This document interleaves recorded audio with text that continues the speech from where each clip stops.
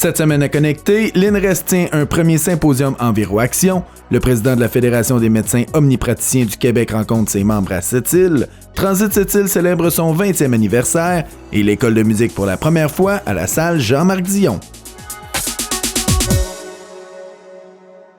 L'Institut nordique de recherche en environnement et en santé au travail, l'INREST, tient son premier symposium Enviroaction du 28 au 30 mai au Centre des congrès de Sept-Îles.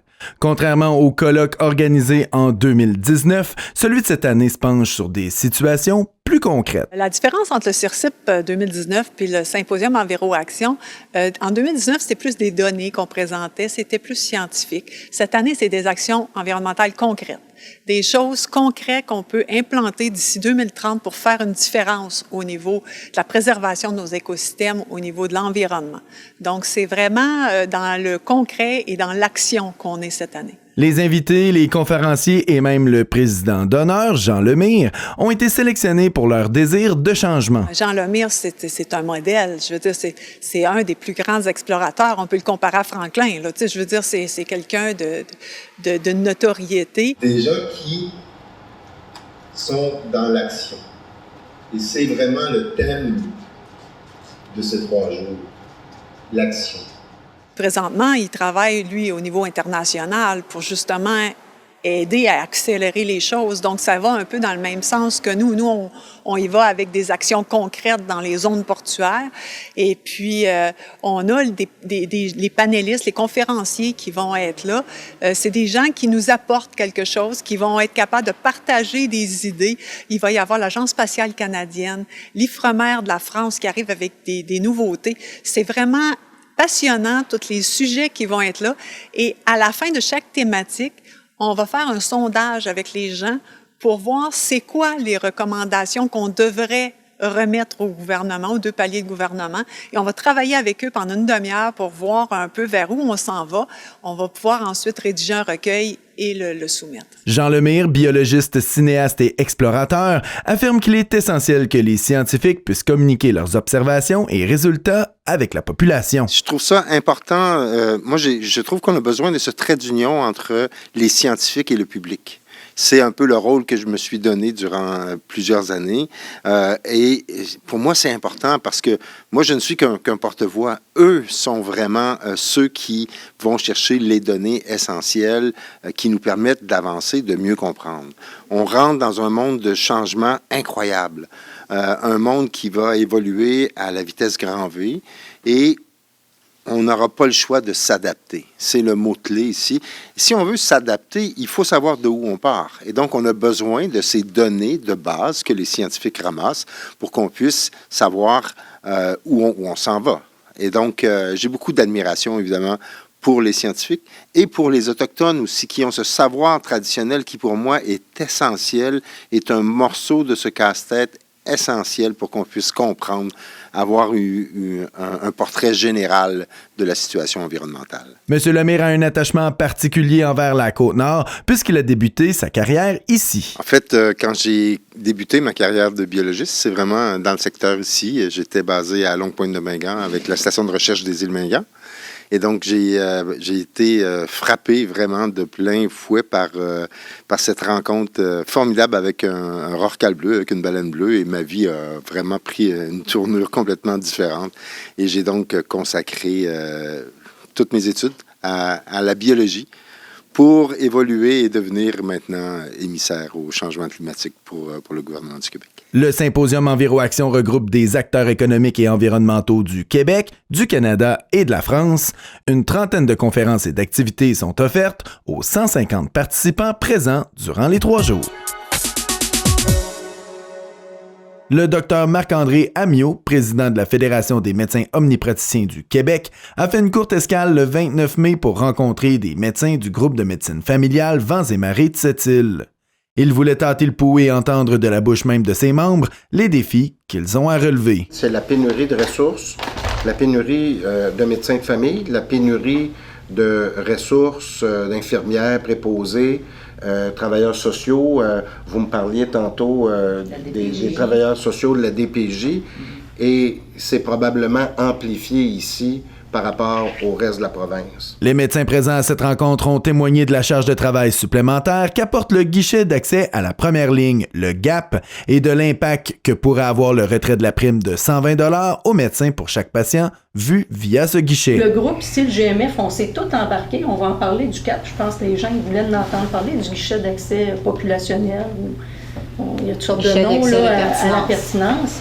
C'est sûr que là, on a tous mis l'épaule à la roue ici parce qu'on sait qu'il y a une grande partie de notre population sur la Côte-Nord qui n'a pas de médecin de famille et qui ont besoin d'avoir des services. On est embarqué volontairement comme ça, après discussion en groupe, sans que ça fasse toute notre affaire parce qu'on est déjà, pour plusieurs, très occupés à l'hôpital ou avec déjà notre clientèle qu'on a.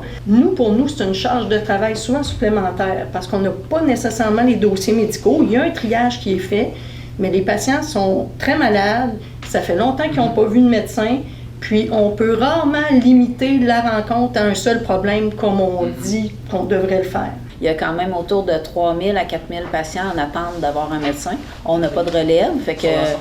Ouais. Ben non, sur cette île.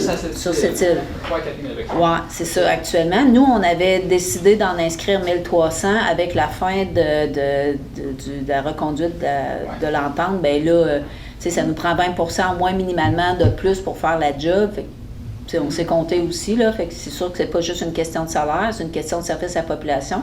Le GAP arrête demain, vous mettez 4 000 patients en attente d'aller à l'urgence grossièrement. C'est ça qui va arriver quand tu vas avoir un problème. Juste de refaire ton formulaire pour ton permis de conduire, juste de revoir ta médication.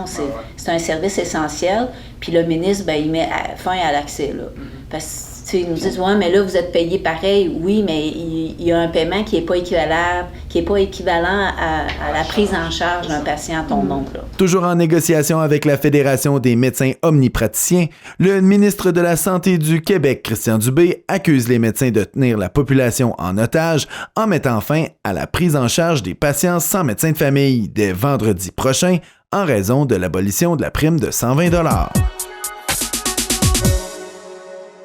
Transit Cette-Île, l'organisme qui a comme mission d'accueillir, d'héberger, de soutenir, de référer et d'accompagner des personnes en situation d'itinérance, fêtera son 20e anniversaire le 6 juin prochain.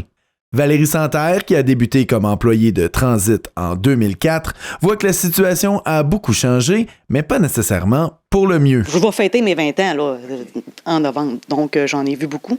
C'est sûr que l'itinérance dans le temps, c'était pas du tout la même chose. Là. Aujourd'hui, elle est beaucoup plus connue et on le sait que c'est l'itinérance cachée surtout qu'on voit à cette île. Donc, mais dans le temps, c'est ça, c'était encore caché, mais c'était vraiment, vraiment caché parce qu'on n'avait pas autant de personnes en itinérance il y a 20 ans.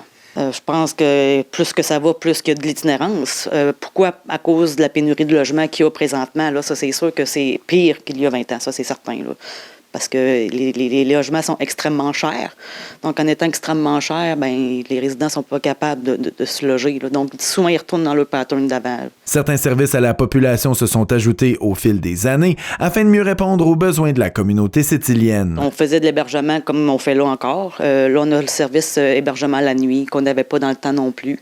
Là, c'est ça qu'on a ça. On a aussi, on a eu une petite subvention pour pouvoir faire de l'aide au logement aussi, pour prévenir justement l'itinérance. Donc, si la personne n'est pas capable de payer son loyer un mois, au lieu de se trouver en itinérance, on lui paye le loyer. Là. Puis, on a aussi le frigo communautaire pour les personnes qui sont capables de payer leur loyer, mais qui ont de la difficulté à payer leur épicerie. Donc, ils peuvent venir à Transit Cette-Île dans le frigo communautaire. Le Transit était bien connu pour 2 événements de financement dans la région, soit la course de bateau Dragon et le déjeuner du printemps.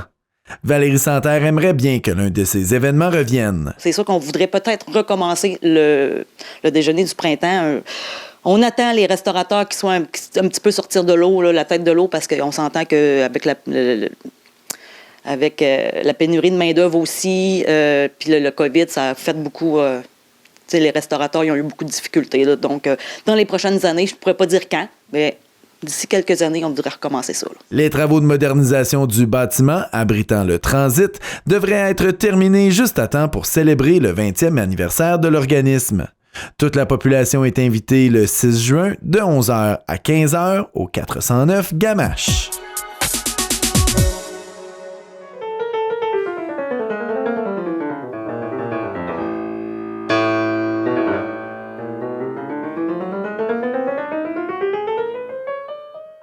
Le 28 mai en soirée s'est tenu le spectacle annuel de l'École de musique de Sept-Îles. Pour la première fois de son histoire, les prestations avaient lieu à la salle de spectacle Jean-Marc Dion. Mais parce que l'école de musique est une grande école de musique maintenant et surtout on s'est rendu compte qu'au petit théâtre du centre social, qui est vraiment une belle place, ça commençait à devenir un petit peu serré pour recevoir le public. Et c'est quoi les possibilités de plus que vous avez ici, là, outre peut-être l'espace? Déjà, avoir une équipe technique qui connaît son affaire, ça c'est quand même très bien. On a aussi l'opportunité de pouvoir faire venir les choristes du Nord de ce fait-là, chose qu'on ne pouvait pas faire au Petit Théâtre. On a aussi l'opportunité d'offrir une belle scène pour nos élèves, parce que ceux qui vont jouer demain soir, ce sont les meilleurs élèves finalement de l'école de musique, ou tout du moins ceux qui ont montré les plus beaux efforts. Et on voulait vraiment pouvoir montrer à la ville de Sept-Îles, à la population de cette île, ce que c'est l'école de musique en 2024 et ce qu'on est capable de faire. Ce spectacle de près de 30 pièces était très diversifié, passant du chant aux instruments à cordes et à vent. On va pouvoir avoir des prestations de piano, de chant, la chorale des choristes juniors aussi qui vont faire une petite apparition. On aura également de la clarinette avec moi-même notamment et ma présidente du conseil d'administration. Il va également y avoir qu'est-ce que j'ai oublié, de la flûte à bec, de la guitare, que ce soit de la guitare électrique, de la guitare classique. Vous allez vraiment pouvoir voir un panel finalement de tout ce qu'offre l'école de musique de Sept-Îles. C'est vraiment diversifié, là. Oui, tout à fait, c'est diversifié et c'est surtout diversifié dans la qualité des interprétations, parce qu'on aura autant du classique que de la culture populaire. Take me home to the place I belong. Ce spectacle est aussi l'occasion de souligner certains accomplissements avec la nomination des élèves de l'année par chaque professeur et aussi avec la remise des certificats de l'Académie de musique du Québec. Oui, c'est vrai, il y a beaucoup de talents et c'est pour ça qu'on va récompenser les meilleurs talents avec les élèves de l'année. Donc, ils vont recevoir un prix avec un trophée qui a été fait chez Boisfranc, justement. Ils vont recevoir des certificats cadeaux de la part de Twig. Ils vont recevoir des places de concert à la salle Jean-Marc Dion. Vraiment, il y a vraiment des belles récompenses qui sont faites cette année. Et il y a également la remise des diplômes de l'Académie de musique du Québec, parce qu'il y a des élèves qui passent des diplômes et qui sont justement récompensés par un vrai diplôme de l'Académie de musique. Wow, ça veut dire qu'ils ont atteint un grade, un certain standard selon cette organisation-là? Oui, tout à fait. En fait, c'est comme finalement à l'école secondaire, à l'école primaire. Ils ont des niveaux en fait à obtenir. Ils passent des diplômes, ils passent des examens, donc de théorie, de solfège, et également leur instrument. Contrairement à ce que l'on pourrait croire d'une école de musique, les élèves ne sont pas seulement des jeunes.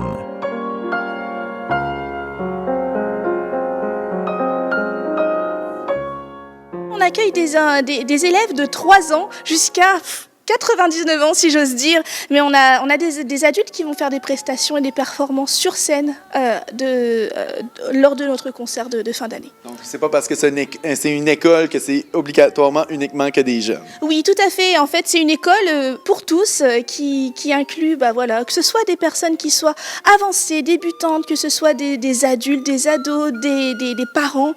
Finalement, on accueille tout le monde et c'est ça qui fait la beauté de notre école. L'école de musique de Sept-Îles peut compter sur 8 professeurs et près de 130 personnes sont inscrites dans l'une ou l'autre des disciplines.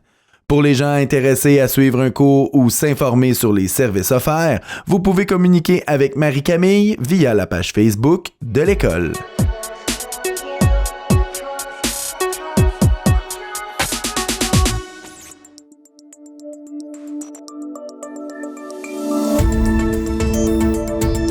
Nous TV. Ensemble pour notre communauté.